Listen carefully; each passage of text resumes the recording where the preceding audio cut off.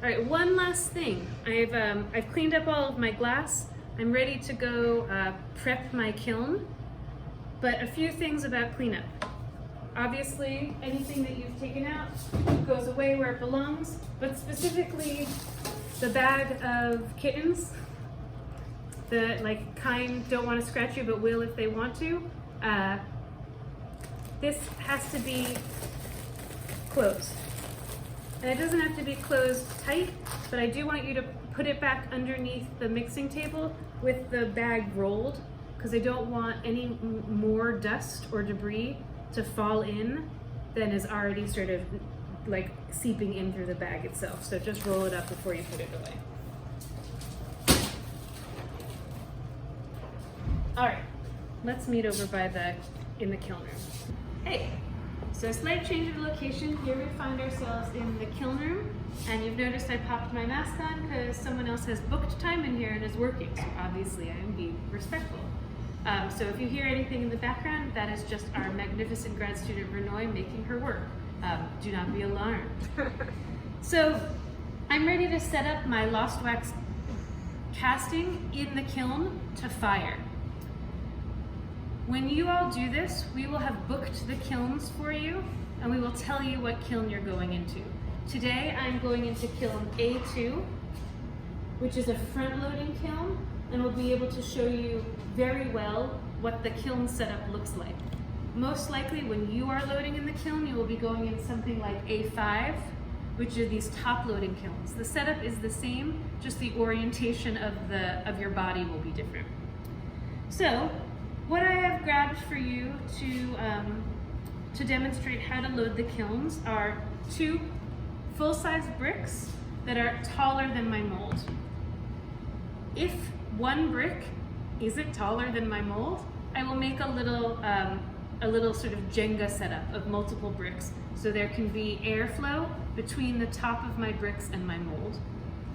I've also grabbed 2 pieces of kiln furniture that are longer than my mold. I've grabbed some spirit levels, and really all you need is 1 flower pot, but I grabbed 2 so I can show you how to prep the flower pot, and then I have a prepped one so we don't have to go through the whole thing. So bricks, kiln furniture, spirit levels, flower pot, and then you're going to want to grab some sandpaper. These are actually just belt sander belts that have broken that we cut up because that's how we prep our flower pots. All right, so, and the last thing that I have is that I just have a little bit of damp paper towel, and I'm just putting that off to the side. I'm gonna come closer. So, the flower pots live over by all of the kiln furniture. You know where they are. You're going to get a flower pot that will fill all of your glass. I have chosen 2 small flower pots for what I'm filling, but what I'm going to do is pre-load some glass into the sprue that's part, and then I'm going to fill the rest in the flower pot. So I can get all of the glass in, but sort of pre-charge my mold with some glass. So this size will be fine. If you haven't left yourself a very big reservoir, for example, if you are open face casting, or if you have made something where you've just affixed it right to the table or the cottle, then you're going to need a flower pot, obviously, that can fill all of the glass that you've measured. So, the flower pots are manufactured objects. They come out of probably like a very cool factory setting. And when they come out, they have this little hole, which is the reason that we use them. They're like these little extrusion holes, beep, beep, beep, beep, beep. And what you can see is that the hole is rough. There's like a little flange here where the terracotta is rough. And if you look inside, dear God, it's even worse. If we do not prep the flower pots, what happens is that we're gonna pop our glass in there. There's gonna be micro fractures in those thin little fins that are up. And then you're going to cast little shitty pieces of terracotta into your mold. You've worked so hard up to this point. Why would you let a little bit of terracotta ruin all of your hard work? We don't want you. you're not for us. You're good at other things. So what we do is that we take our sandpaper and over a trash can, as to catch the dust, you fold up your what's this called? Sandpaper. I literally just said the word, my brain. And then you're just gonna sort of ream it out. You're gonna so the sandpaper is gonna do two things. It's both gonna take off all of those little nubbly bits. It's also going to bevel the edges, so it's not a hard straight line with a right angle. So you're gonna make these nice little curves both on the bottom and on the inside. And you're also gonna widen the hole a little bit. These holes are pretty small. I'd like these holes to be closer to the size of a dime. So this is like a 10-minute exercise of sanding. It's not super fun. Nobody's gonna go home and be like, I can't wait to sand more flower pots. I like it. But it's really necessary. I don't love the sound, so I always put in earbuds because it kind of makes my teeth hurt. But you're gonna go from one direction, and then you're actually gonna reach in and go from the other direction, and that'll help you get the both edges beveled. So twisting works, and then also up and down works. So let's pretend I've done that for a while. You can already see so much dust coming out. The material removes pretty quickly. At the end of the day, you want your hole to look something closer to this. So let me grab the other one real quick. Barely sanded, sanded. So you can see that this is closer to the size of a dime. It's still a little smaller, but you can also see that the edges have been really nicely beveled, and also the interior edges have been nicely beveled. One more thing, I'll also look at my mold or my flower pot on the inside and also just run my fingers along it. And if there are any like little burrs or anything like that, I'll hit that with the sandpaper as well, because sort of any unevenness is likely to crack off when the flower pot gets hot and contaminate your mold. So I've made a huge mess of my flower pot. I'm going to use my damp paper towel to remove any terracotta dust that remains in my flower pot. Remember that discussion about dirt seeding devitrification? That goes for your flower pot as well. Don't introduce any foreign bodies that you have not invited to the party. We're not exclusive, but it is invite only. If it's really messy, give it a rinse and then a towel off. And I'm just gonna keep revealing the clean parts of my towel until it's coming away pretty clean.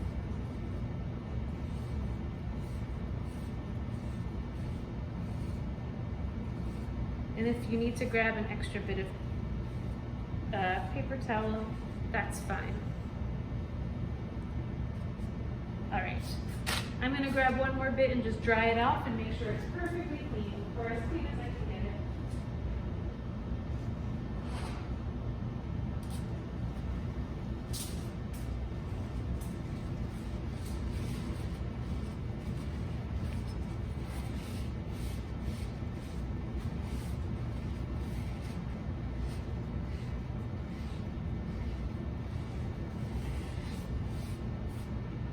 All right, we are in good shape. So I want to mock up on this table what the kiln setup looks like, and then I want to do it again in the kiln and show you. We have to suspend the flower pot over your mold. So what you're going to do is you're going to set your bricks up around your mold, and then you're going to use the kiln furniture. Is this a good angle? Mm-hmm. To carefully position above your mold, and then you're going to place your flower pot above that.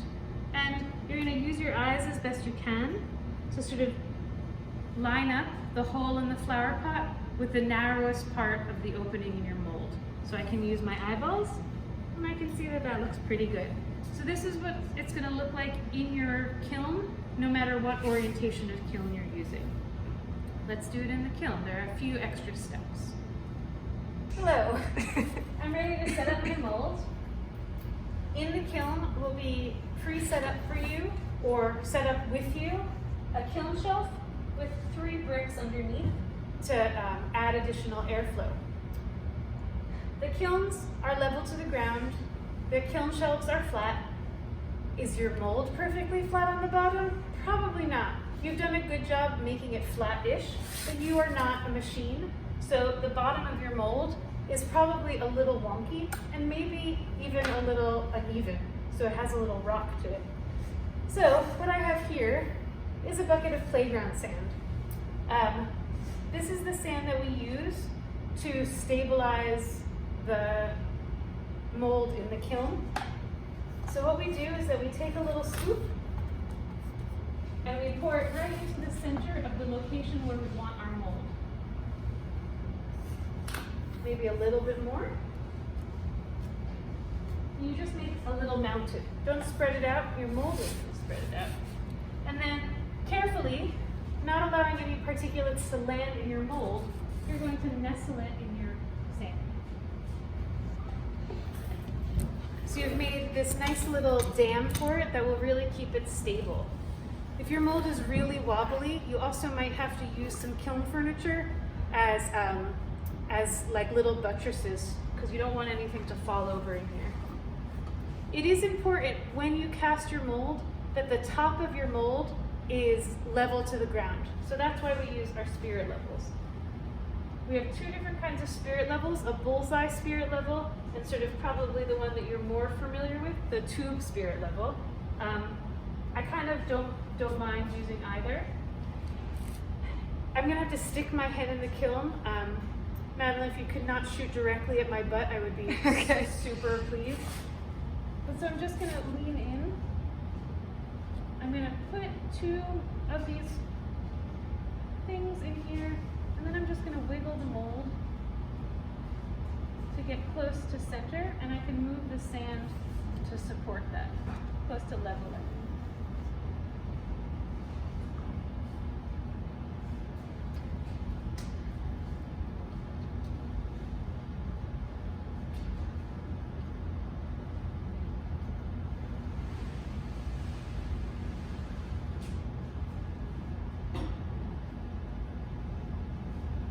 We are in pretty good shape. That looks great.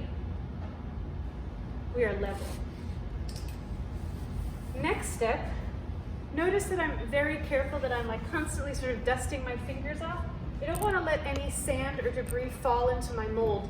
If you know that you're a dirty person, you're not a dirty person, that's not what I mean. If you know that you're someone who's prone to mess, throw a piece of paper or a paper towel on top of your mold before you do all of this, and you'll keep yourself from dropping any debris. In fact, let's just do that right now. I'll be right back. You can see what it looks like.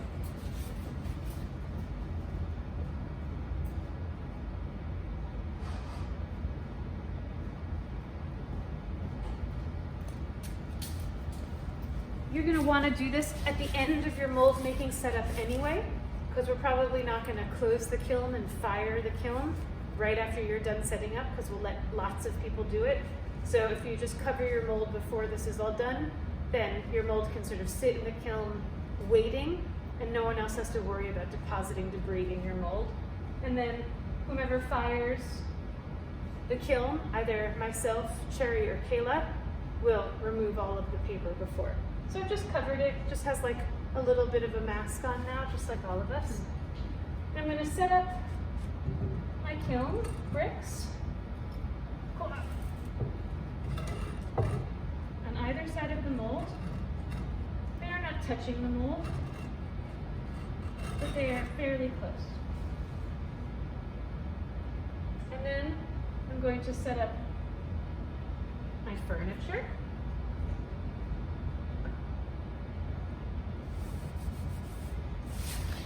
And I'm just going to get above it and get a sense of the openings, looking good. And then, oh, you know what I was going to do? I was going to fill some glass in my mold before. So carefully I'm going to remove this, and then with clean enough hands, I'm going to place the kittens into the mold. I am not going to dump them in the mold. This is a really good way of nicking the corner of the mold with the sharp edge of the nugget, the kitten, and throwing a little plaster into your mold, and also making your glass dirty again. So just going to place a handful of these.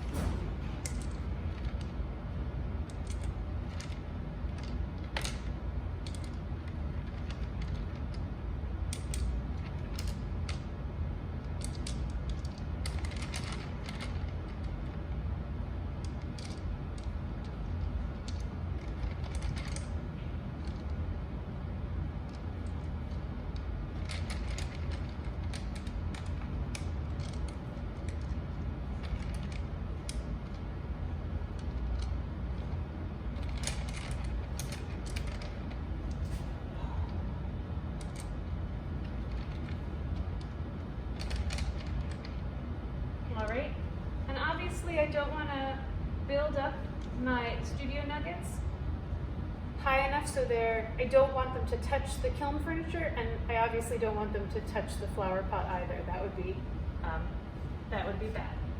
So I'm going to cover them now to avoid disturbing any dust down upon them.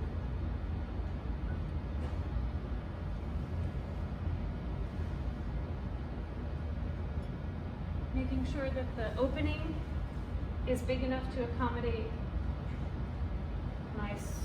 my hole, and then I'm just gonna I can't look down in here, so I'm just gonna feel my finger to the opening and just make sure that it's not over either of the kiln furniture, and then I'm going to put the rest of the glass in.